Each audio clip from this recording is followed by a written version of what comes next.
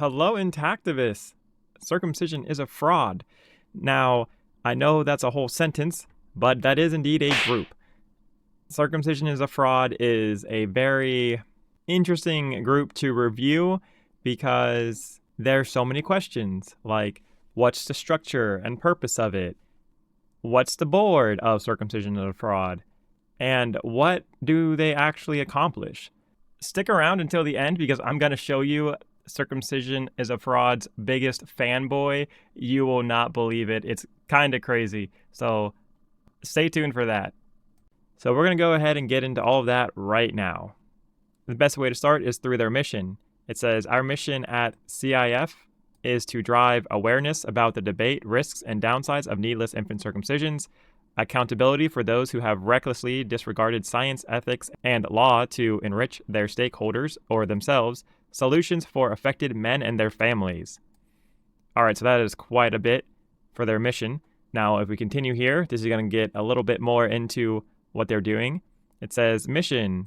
Our mission is to empower and give voice to disenfranchised individuals who have been negatively impacted by circumcision by driving awareness and accountability. Their vision is to create a world where every person's bodily autonomy is respected and protected. That kind of gives you a little bit of what Circumcision is a Fraud is doing. Now, right down here, they have active litigation. It says there are several cases that are seeking to bring attention to the widespread fraud that is routine circumcision. Click on the case to learn more. Circumcision is a Fraud may not be directly involved in every case. The list provided for informational purposes. So this is the Goldman Ronald versus Secretary of Executive Office of Health and Human Resources and Levine versus AAP. We're going to cover that, but it does continue saying supporting justice. If you think you've been affected and are interested to learn about your possible legal remedies, please fill our contact form. Alternatively, if you have an active case, reach out and we will see if we can help. Potential areas of support: awareness and reach, legal resources, financing, and strategy. So right from the jump, Circumcision is a Fraud kind of gives me Gaudaff vibes, right? I'm very interested in this. Now, granted, this was updated back in December 12th, 2020. It says Elite Music Online. That's a little bit odd, but whatever. But we're going to go and quickly go through their tabs. So their home, they have this video that is on YouTube. You can go ahead and watch it. They have this Circumcision is a Fraud and the Coming Legal Reckoning by Peter Adler. And then they have a Cornell Journal of Law and Public Policy, Is Circumcision a Fraud? This seminal paper represents 6 years of painstaking legal and medical research, representing the most comprehensive analysis, the scope and sweep of the fraud of circumcision. We're not going to do the summary right now. They have men's circumcision stories. They have groundbreaking new legal theory that shifts the circumcision debate, why circumcision may be one of the largest, most widely perpetuated frauds in recent history, and may be looming multi-billion-dollar liabilities for the medical industry. Talks about it being unnecessary, unethical, illegal, fraudulent. Okay, I'm not going to click this. Yeah. So this gives you to the summary of Is Circumcision a Fraud? You're going to get this when you watch the 5-minute video. This is where it says you can learn the truth. And then they cover their active litigations that is going on. It's not necessarily their litigation, but it is what is going on. And then they give you resources, which is interesting because they have Forgin as medical regeneration, awareness and support, doctors opposing circumcision, Saving Our Sons. That's interesting because if you know me and Saving Our Sons, we just actually covered them. They're very interesting, Saving Our Sons is, that's for sure. But even Circumcision is a Fraud is pushing Saving Our Sons. If you prick us, I actually do not know too much about this group. Not yet, but we will eventually for sure cover them. Foreskin Revolution, Evidence and Ethics on Circumcision, and then they have Restoration and Devices Norm, Restoration subreddit. So it does seem that they are covering quite a bit of different resources for people. And they have a book, which is Peter Adler's new book, Circumcision is a Fraud. It's the #1 release in pediatrics. Don't worry, guys, this is going to be really fast. We already covered the mission, the stories. These are all personal stories of people who got circumcised. If you want to hear circumcision bad, Now, the Levine v. AAP, we're going to cover this soon, but not all the way in this video. I am going to give you a really fast summary of this, but we're going to break this down in another video because it is very important to learn and to know what happened with this. Okay, research. Now the research, you have papers, which is just this: why was the U.S. ban on female genital mutilation ruled unconstitutional, and what does this have to do with male circumcision? And you can't click anywhere on here. You can't click here. You can't get any links to it. You can't buy it. It's really weird. Yeah. Then you go to data. They have all the charts and graphs that you guys can go ahead and look at. There's like 4. Should circumcision be routine? They asked people about it. Soliciting mothers to circumcise. Circumcision rate, global heat map. America's at 71, but this is 8 years old. 2016. So this is 8 years old, it being at 2016. A lot of these are kind of old, honestly. Circumcision rates by country, I don't know when they got this one, but this one here is 2012, done by Hammond, also a person from GAUDAF. He actually runs GAUDAF. Physical harm reported by circumcised men. This comes from Tim Hammond. And now this is the blog. Now this is a lot of stories. Some of this is circumcision bad. Other stuff is about what's going on and updates that are pretty cool. And then you have contact. It's just if you want to try and contact them or whatever. So to get to the meat and potatoes of this actual video, circumcision is a fraud. If you go to their Facebook, they identify as a political organization. So that's pretty interesting because actually I ran a poll on this and nobody picked that, but they are indeed a political organization, even though they do a lot of legal stuff, which we're going to cover right now. Okay, so if we go to the active litigation, you're going to have the Goldman Ronald versus Secretary of Executive Office of Health and Human Resources, and then Levine versus AAP. We're going to cover Levine versus AAP first. Okay, so American Academy of Pediatrics lawsuit. This started in February 5th, 2021. This ends May 31st, 2024. So the total time this took was 3 years and 4 months about. It says a major lawsuit was filed on February 5th, 2021 against the AAP and Princeton Medical Group alleging constructive and intentional fraud around a botched circumcision. The AAP had a number of undisclosed biases, including a financial and religious bias, and made false claims in their 1989 report of the Task Force of Circumcision Guidance. The guidance introduced the plaintiffs to provide consent for circumcisions without all of the necessary medical facts and information to make an informed decision, which the AAP has fiduciary obligation to provide. The AAP owes a duty to the general public, including the plaintiffs, to tell the truth, the whole truth, and nothing but the truth when issuing reports, policy statements, and guidelines for medical care and procedures. So you can go ahead and click and read the entire filing. This here is the entire filing. It is really good. I'm not going to cover this right now, but I'll go scroll really quickly. It is 37 pages long. They do indeed have evidence and exhibits, like Exhibit A, Exhibit B. So this was definitely a lot to read through, but we're not going to cover this as of right now, for sure. The Levine versus AAP got broken down into 2 cases. It is federal cases and state cases. Well, the state case ended up getting moved and bumped up to the federal cases. Now, this here is the actual content details of the case. Both of them, I'm not actually going to read this to you guys, but both of them I'm going to give you right here. The court will grant defendant's motion to dismiss without prejudice. That was the first go around. They went ahead and appealed it or whatever, tried again. And the second time, this here is the 2024. It says the court will grant defendant's motion to dismiss. Now, what does that mean? It means that a motion to dismiss is a formal request made by either the plaintiff, claimant, or the defendant in a lawsuit to have the case thrown out by the court. So essentially that means that, hey, the court will grant the defendant's motion to throw out this case. So the case is thrown out, happened twice. The Levine case lasted until May 31st, 2024, and it got thrown out. The judge granted motion to dismiss, and it didn't work out. So granted, I would love to have had a better briefing of what people could do better, because keep in mind, guys, there's a lot of lawsuits going on in the intactivism movement, and I think we need a lot more better briefings and debriefings so people know what's going on, because right now we have Health Equity Campaign, Intact Global, GALDAF, ARC Law, and now Circumcision is a Fraud.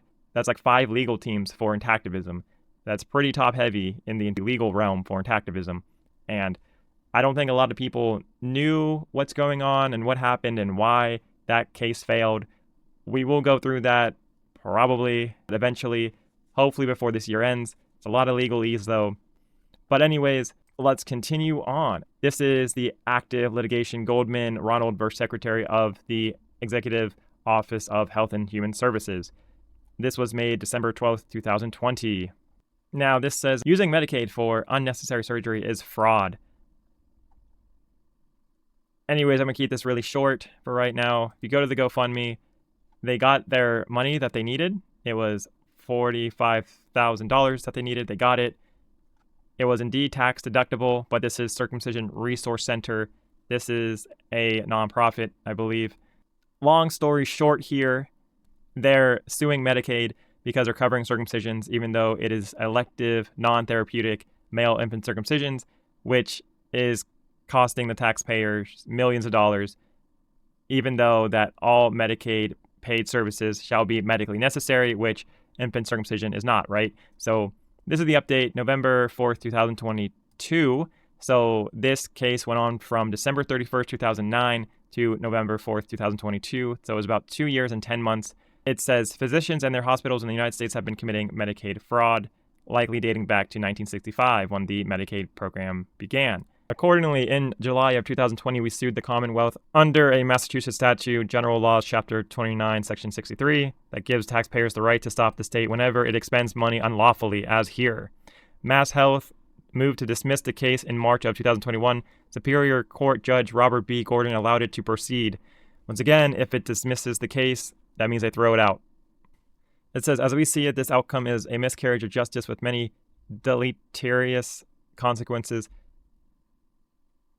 So essentially, they didn't get a fair trial, it seems, but their case got thrown out. And it says, accordingly, we asked the Supreme Judicial Court of Commonwealth for further judicial review, but the court denied our request on October 13th. The court did not give a reason for not hearing the case, but it is a norm not to. So, meaning that the active litigation that is not active anymore, this is active, it's not active anymore, it is closed, the case is dismissed, it's gone. So it's no longer active. So circumcision is a fraud. Currently, if we go back up to active litigations, these are all passive litigations. There's no longer active. These two are both done. Both of them has failed, unfortunately. All right, so who is the board of Circumcision is a Fraud? Because I know a lot of people are curious about that, and I went through all their channels trying to figure it out, and honestly, this is what I got. So for their blog, the people who blog at stuff, Ryan Jones, he's a blogger. He blogs for Circumcision is a Fraud. The lawyers that go ahead and do this, that help out with the court cases, is David Llewellyn. David Llewellyn right here. If you can see that, David Llewellyn. And Peter Adler. Well, he's mentioned for the book, so I'm guessing he's there helping. Also, if you go to the Forgin, is Circumcision a Fraud? And it says Peter Adler, which is the Forgin's legal advisor. Peter Adler, I would assume, is a part of Circumcision is Fraud. Keep in mind, guys, the Forgin staff, they do not promote or support circumcision is a fraud. They even said that in the comment section. But anyways, then you have the Levines, Shingo Levine right here, Adam Levine, Aiko Levine. So those are the Levines, are the plaintiffs. You also have Ronald Goldman. I would say he would be a part of Circumcision is a Fraud. However, if you go and check here, it says circumcision is a fraud may not be directly involved in every case. I think that's the Goldman Ronald. I don't think they're involved with that. I think circumcision is a fraud is involved with Levine versus AAP. I think that's the one that they're actually involved with. But I could be wrong. So if they're involved with both cases, please let me know. But anyways, as the board of circumcision is a fraud to the best of my knowledge, which is interesting because January 15th, 2023 of Forgin improved governance structure. Guess who they put on board? They put on Adam, Shingo, Levine. And then if you go down here, they put on Akio Levine, which was, we mentioned before. Right here, Peter Adler, a pioneer in the legal effort to change the narrative around circumcision, will join the board. So they got Peter Adler and a blogger from Circumcision is a Fraud. Forgin is also promoting Ryan Jones to Chief Operating Officer. So look at that. The majority of Circumcision is a Fraud came onto the Forgin board back in January 15th, 2023. You can go ahead and see how much they actually dominate the Circumcision is a Fraud. You have Peter Adler, Adam, Shingo, Akio. That's the majority of the board of directors is Circumcision is a Fraud. Then the staff, Ryan Jones, these three are not. Another very interesting thing that stands out to me is that Circumcision is a Fraud. All of these people who joined Forgin, there's no mention at all about them being a part of Circumcision is a Fraud in the Forgin website. It's like they just scrubbed it. I mean, obviously they're touting successes of the Levines, Peter, and Ryan Jones, right? But they are not at all talking about how they were a part of Circumcision is a Fraud. So I don't know if Forgin is just like embarrassed of it because they're like, oh, wow, this didn't work out very well. It's going to make us look bad. Maybe we should just skip it. Or maybe there's another reason for it. I'm not really sure. Maybe the Levines didn't want to say it, but it's weird that Ryan Jones and Peter Adler wouldn't mention that they were a part of it. I don't know. What do you guys think? Even though Circumcision is a Fraud does seem a bit dated because they have active litigation that is not so active anymore, and their blogs are kind of old because if you click on the newest one, this was done by Ryan Jones in July 2022, right here, which was, about 2.5 years ago, almost. A little over 2 years ago. And then if you go to Men's Stories, this is 16th February 2021, right here. And their Facebook, this was August 9th, 2023, which was a little over a year ago, which may make it seem like Circumcision is a Fraud is just done because, the Levine lawsuit fell through, the Ronald Goldman case fell through. But, however, on their X, though, they did post May 24th of this year. So they are still around posting things. This one here is August 10th, 2024. They're still around. That was about a month ago. Maybe 2 months ago. That was about 2 months ago, a month ago, that they're posting stuff. So Circumcision is a Fraud is still around. I don't know what they're doing, though. So if you guys know what Circumcision is a Fraud is doing, please let me know down in the comments. That would be great to know because as of right now, there's no real updates from what I can tell with them. And I mean, there are lawsuits going on. They haven't covered the Health Equality Campaign lawsuit in New Hampshire. They haven't covered the Intact Global lawsuits that are churning up. So super curious to know why they didn't do that because the whole health equality campaign was kind of in their wheelhouse too of active litigation. But I don't know. If you guys know, please let me know. And who actually supports Circumcision is a Fraud? Well, besides Forgin, who mentioned Circumcision is a Fraud, but then decided to not support them, even though Forgin took on all their staff members. They still don't support Circumcision is a Fraud. I don't know, make that make sense. The biggest supporter of Circumcision is a Fraud that what I have found out is, believe it or not, Bloodstained Men. Look at this. It says, we always advise getting a second opinion from medical and legal experts. Circumcision is a Fraud, mentioned once. Circumcision is a Fraud, mentioned again. And this is September 29th, 2024. Again, in 16th, Brother K mentioned Circumcision is a Fraud. again in 2024. Like, this is after they failed their cases. Bloodstained Men, September 12th, circumcision is a fraud. Constantly banging on that door of circumcision is a fraud from Bloodstained Men and Brother K. They really like circumcision is a fraud. Even on TikTok, when they took the Sherry Saunders interview, that pause has. This is Brother K right here. Look, again, promoting circumcisionisafraud.com. I don't know if you guys can see that, but right there, this is Brother K supporting circumcisionisafraud.com on his TikTok, which is wild. I don't know if he knows what this even is. Can somebody please explain to Brother K that circumcision is a fraud is practically running Foragin at this point? I don't know. I mean, we've talked about Bloodstained Men and Brother K with Foragin. They don't mesh very well, at least from what we could tell. So it's kind of ironic that the only group really that pushes circumcision as a fraud, because once again, we just searched circumcision as a fraud up here. That's all what we did. We just searched it, and these are the search results. So it's crazy because the only group that's pushing it is literally the Bloodstained Men and Brother K. Like, it's crazy. 6 days ago, they even mentioned circumcision is a fraud. That's wild. They keep mentioning it. I don't know if they know what that actually is, but that's crazy.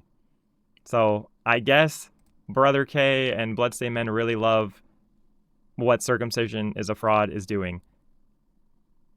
And I assume they did their research. I'm not sure. I mean, circumcision is a fraud never once mentioned Bloodstained Men or Brother K on their website, not once.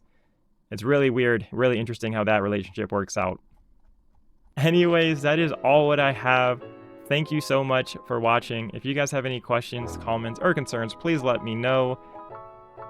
I will once again, hopefully, I'll make a video that explains the case with the Levines much better. Bye!